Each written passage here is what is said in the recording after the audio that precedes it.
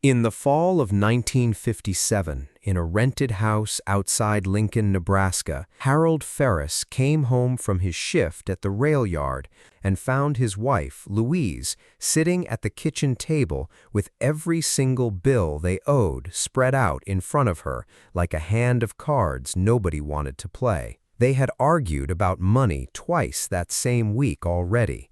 The kind of quiet, exhausted argument young couples have when neither person is actually wrong, just frightened in different directions. Louise didn't raise her voice that evening. She simply picked up one plain white envelope, wrote a single word across the front of it, and slid it toward her husband across the table. What happened to that envelope over the next 11 years is the reason people still talk about the Ferris household on that street, long after both of them were gone. If a story about two people learning to trust each other with money sounds worth hearing, subscribe now, because this envelope changed considerably more than their budget. Harold and Louise had married 3 years earlier, in the spring of 1954. Both of them raised in households where money was rarely discussed openly, which meant they'd entered marriage with almost no shared language for talking about it at all. Harold handled the paycheck the way his own father had, bringing it home and assuming the details would somehow sort themselves out. Louise, raised by a mother who had quietly managed every dollar without ever once involving her husband in the specifics, assumed the opposite, that money management was simply her domain and Harold's job was only to earn it. Neither approach was wrong on its own. Together, they had produced 3 years of small, recurring arguments, the kind that never quite escalated into anything serious, but never quite resolved either, resurfacing every time a bill arrived that one of them hadn't fully accounted for. The particular argument that led to the envelope started over something almost embarrassingly small. A coal delivery Louise had assumed Harold had already paid for, and Harold had assumed Louise was handling. Neither of them had, and the delivery man stood on their porch that October afternoon, while Louise scrambled to find enough cash in the house to cover it, mortified in a way that had very little to do with the actual amount of money involved. It wasn't the first time something like this had happened either. Earlier that same year, Harold had used part of what he believed was spare grocery money to help a coworker cover a car payment, a decision he'd made quickly and without much thought, only to discover 2 days later that Louise had already earmarked that exact same amount for the children's spring shoes. Nobody had done anything wrong, exactly. They had simply been operating from 2 completely different pictures of the same household budget, each one confident in a version of the truth the other person had never actually seen. That evening, after the children were asleep, was when Louise finally said what had apparently been building in her for months. They weren't going to keep guessing at each other's assumptions. They needed one single place where the money for everything that genuinely mattered lived together, visible to both of them equally, so that neither person could ever again assume the other one had already handled something. This is where their system diverged from nearly everything either of them had grown up watching. Most households they knew used some version of separate envelopes, one for groceries, one for coal, one for the church collection, each with its own clearly labeled purpose and its own separate pile of cash. Louise and Harold built something different. One single envelope, unlabeled beyond the word Louise had written across the front that very first night, simply reading, "Us." Every dollar meant for anything beyond their absolute weekly groceries, the mortgage, the coal, the insurance premium, the doctor's bill they both knew was coming eventually for their youngest. All of it went into that same single envelope, combined rather than divided. The rule that made this system actually function wasn't about the money itself, it was about what happened before any of it left the envelope. Nothing, no matter how small or how urgent it seemed in the moment, came out without both of them physically sitting down together and agreeing on it first. Harold couldn't pull cash from that envelope on his way to work without Louise knowing, and Louise couldn't spend from it while Harold was at the rail yard either. The envelope sat in a locked drawer in their bedroom, and the key hung on a nail beside it, visible to both of them, a small symbolic detail that mattered more than either of them expected it to at the time. But building a rule was considerably easier than actually living inside it, and the very first real test of that envelope arrived only 6 weeks after Louise had written "us" across its front. Harold's truck broke down on a Tuesday morning in late November, a genuine mechanical failure that meant he couldn't get to the rail yard at all that day, and the repair, once he finally got a look under the hood with a neighbor's help, was going to cost considerably more than either of them had expected any single expense to cost that early into their new system. Harold's first instinct, the old instinct, the one he'd carried from his own father's household, was to simply handle it himself, pull what was needed from the envelope, fix the truck, and explain the details to Louise once it was already done, the way his father had always managed money without much explanation offered afterward. He caught himself before he actually did it, standing in front of that locked drawer with the key already in his hand, and something about the moment stopped him entirely. He drove the truck, limping and unreliable, the 2 remaining miles to the rail yard's public telephone instead, called Louise, and asked her to meet him at the mechanic's shop that same afternoon so they could look at the estimate together. It cost him an extra hour of lost work that day, time he genuinely couldn't spare, given how tight that particular month already was, but it meant that when the repair bill was finally paid, both of them had agreed to it fully, and neither one carried any quiet resentment afterward about a decision made unilaterally behind the other's back. Louise has said in the years since that this single moment, more than the argument over the coal delivery that had started the whole system in the first place, was what genuinely convinced her the envelope was going to work. Not because the truck got fixed, but because Harold had chosen, under real pressure and real inconvenience, to honor a rule that cost him something personally, rather than quietly working around it the moment it became difficult. Louise faced her own version of that same test only a few months later, in the early spring of 1958, standing in front of a department store window in downtown Lincoln with a hat displayed in it, simple but genuinely lovely, priced at an amount that would have barely dented the envelope, but wasn't accounted for anywhere in what they'd agreed to spend that particular month.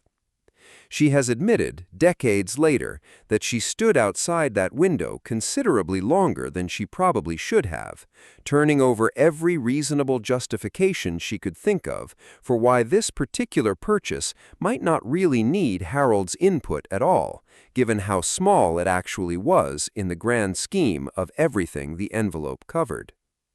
She walked home without the hat, not because she'd been forbidden from wanting it, but because she understood, standing there in front of that window, that the entire value of what she and Harold had built together depended on neither of them ever deciding, even over something this minor, that a particular exception was small enough to justify skipping the conversation.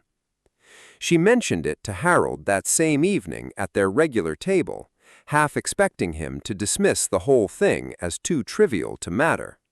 He didn't. They talked it over seriously, the same way they discussed the mortgage or the coal, and agreed, together, that she could go back for it the following week once a small adjustment elsewhere in the month's plan made room for it. Louise wore that same hat to church for years afterward, and she liked to say it fit considerably better, knowing exactly what it had taken, in principle if not in money, to actually bring it home. This is the part of the story that tends to surprise people most when they hear it today. A single shared envelope sounds, on the surface, like it would create more conflict, not less, forcing two people to agree on every meaningful expense rather than simply managing their own separate portions independently. But for Harold and Louise, the opposite turned out to be true. The friction wasn't in the disagreements themselves, which actually became considerably rarer once both of them were looking at the exact same envelope together. The friction had always been in the guessing, the assumptions, the quiet resentment that built whenever one person discovered, after the fact, that the other had already made a decision without them.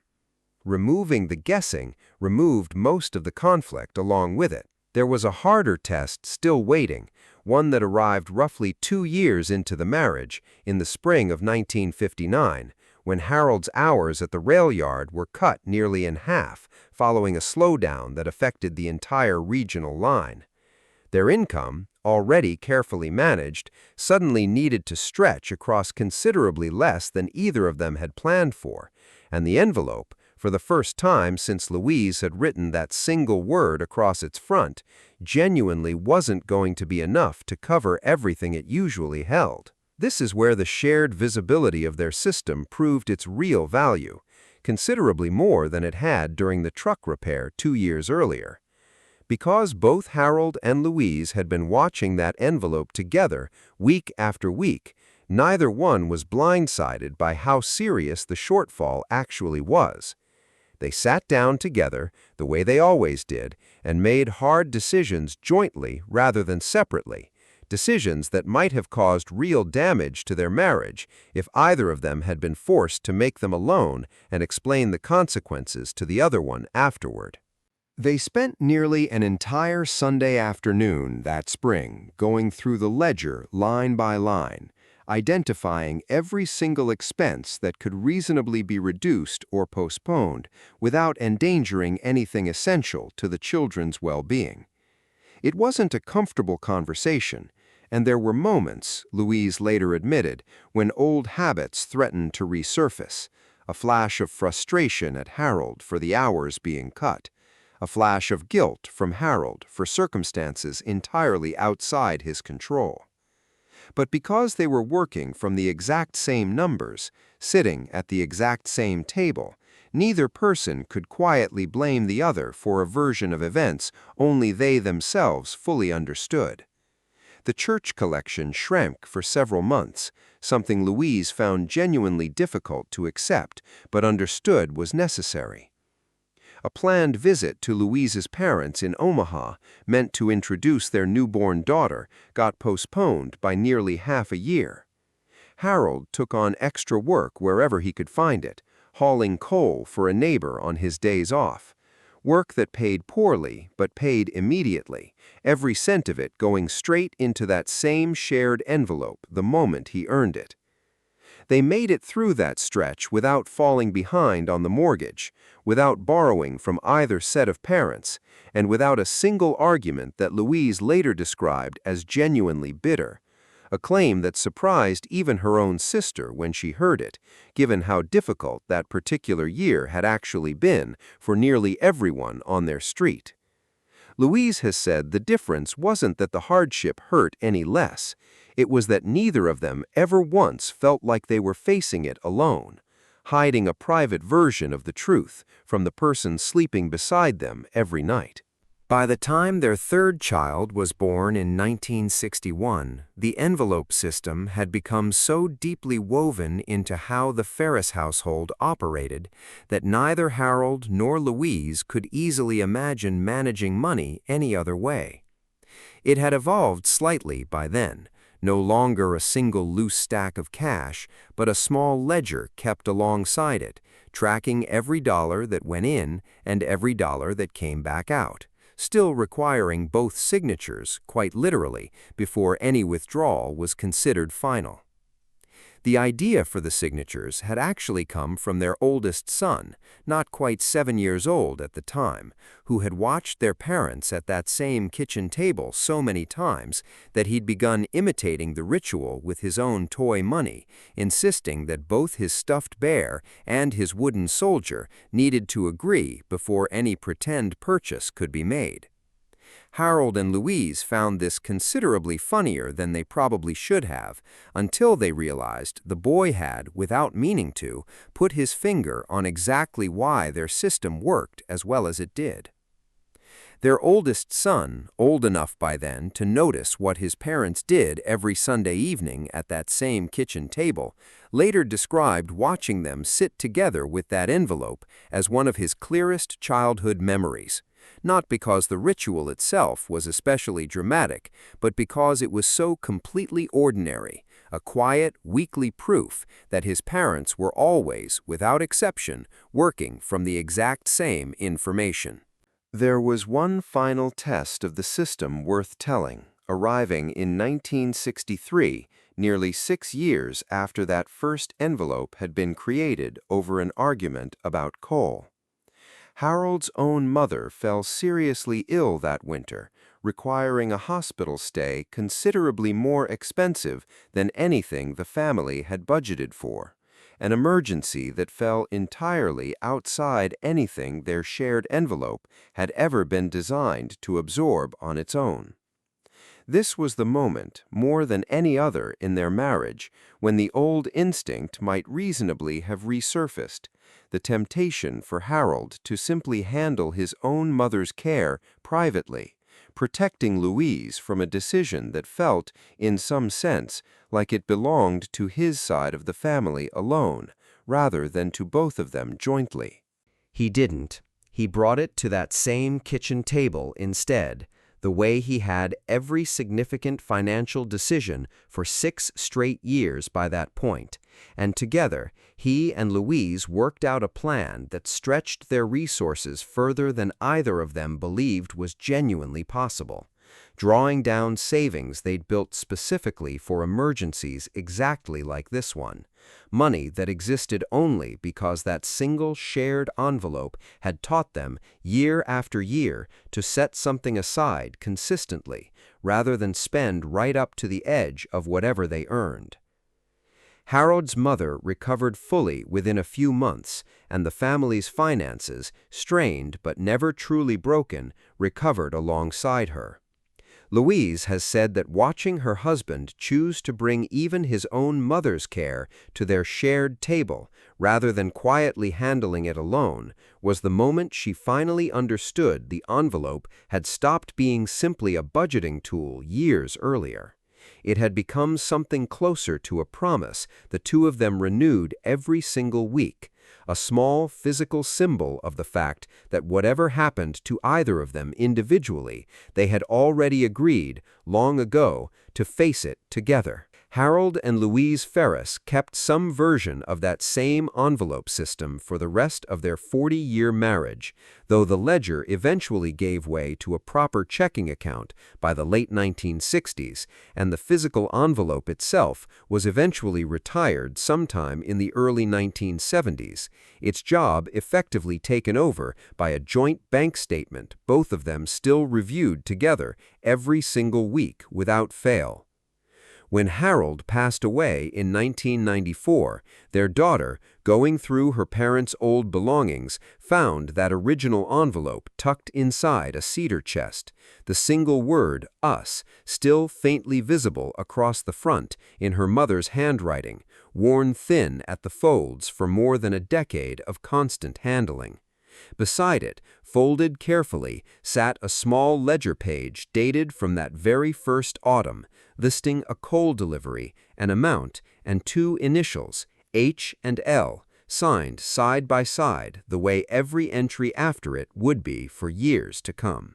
What made this particular approach to money genuinely different from nearly every other budgeting system of that era wasn't the discipline it demanded, though the discipline mattered considerably. It was the insistence, built into the system from its very first evening at that kitchen table, that no financial decision, large or small, urgent or routine, ever belonged to just one person inside that marriage. The truck repair, the hat in the department store window, the hours cut at the rail yard, even Harold's own mother's hospital stay, all of it passed through the exact same envelope, reviewed by the exact same two people, sitting at the exact same table, week after week, for decades. There's something worth noting about why this system succeeded where so many other well-intentioned budgeting attempts of that era eventually quietly fell apart. Most household budgets, then and now, fail not because the numbers were wrong, but because one person ends up carrying the entire weight of managing them alone, resented for the restrictions they enforce, or blamed for the shortfalls they couldn't have prevented.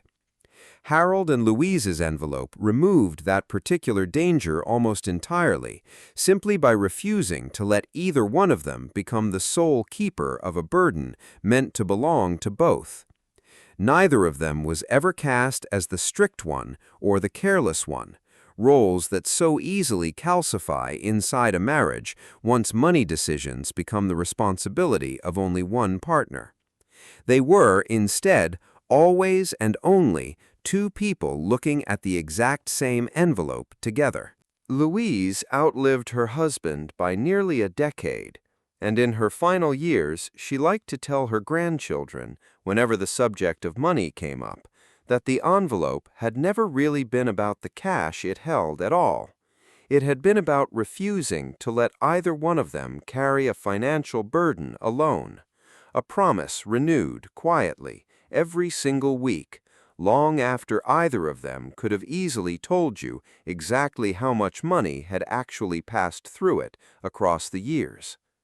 She kept that same worn envelope, faded and soft at the folds, tucked into her own nightstand drawer for the rest of her life, long after the cash it once held had been replaced entirely by a checking account neither of them could have imagined back in 1957.